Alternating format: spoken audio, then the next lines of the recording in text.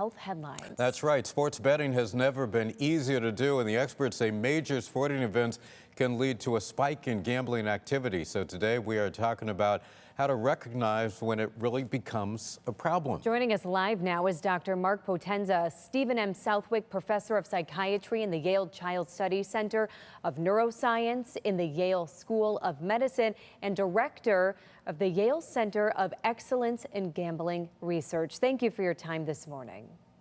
Thank you for having me and covering this important topic. Of course, it is obviously very timely. Obviously, the World Cup just wrapped up. It was really a big year for sports. But the World Cup, for example, how does something like that impact gambling participation? During events like the World Cup or the NCAA basketball tournaments or the Super Bowl, we see increases in gambling. So, for example, with the World Cup, it's estimated that over $590 billion were gambled on the World Cup, with over $5 billion on the final game alone. This compares with about $1 to $2 billion on the Super Bowl and over $3 billion on the NCAA tournament. Doctor, let's face it, a lot of people are involved in office pools during the football season, fantasy football leagues and the like. At what point do you know when gambling is becoming more of just something to do with their friends and becoming a real problem in your life? Yes, most adults gamble, and most adults gamble without developing problems. However, groups like the American Psychiatric Association and the World Health Organization have defined criteria for gambling disorder. And some of these aspects include impaired control over the gambling, so gambling more than one initially intends, increasing priority given to the gambling such that it crowds out other activities, social activities, work, and continued or escalating gambling despite adverse consequences. And these adverse consequences can be familial problems, financial problems, or getting into illegal behaviors to finance gambling. And before, of course, we jump in and talk about treatment options, I have to ask you something, because I've seen the vocabulary shift a lot when it comes to not just gambling, but, substance misuse and whatnot.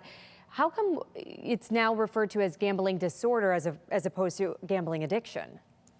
Yeah, so in prior editions of the Diagnostic and Statistical Manual, it had been referred to as pathological gambling.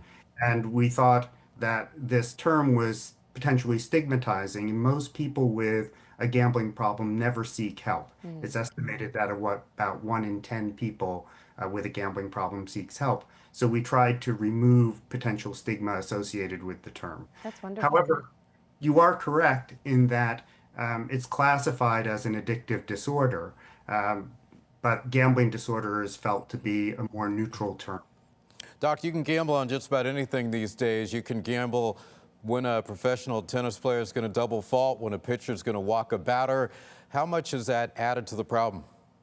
It has added significantly, because people who engage in so-called live action sports gambling, where they are betting on specific plays or what's going to happen next, tend to be more likely to have gambling problems.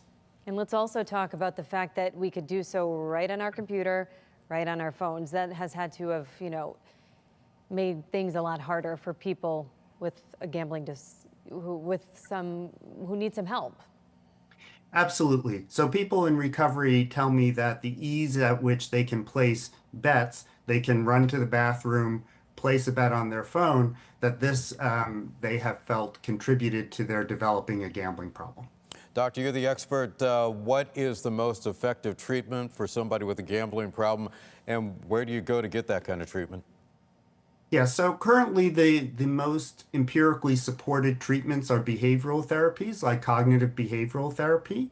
These therapies, like cognitive behavioral therapy, teach people skills that they can implement, such as how to resist peer pressure to gamble, how to manage urges or cravings to gamble, and make better decisions.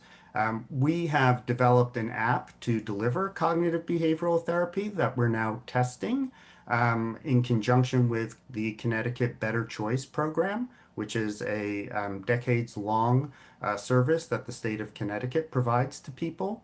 And people can either call or text us at 203-506-8043 or call the Connecticut Council helpline, which is 1-888-789-7777. Important numbers right there. Dr. Mark Potenza, thank you so much for your time.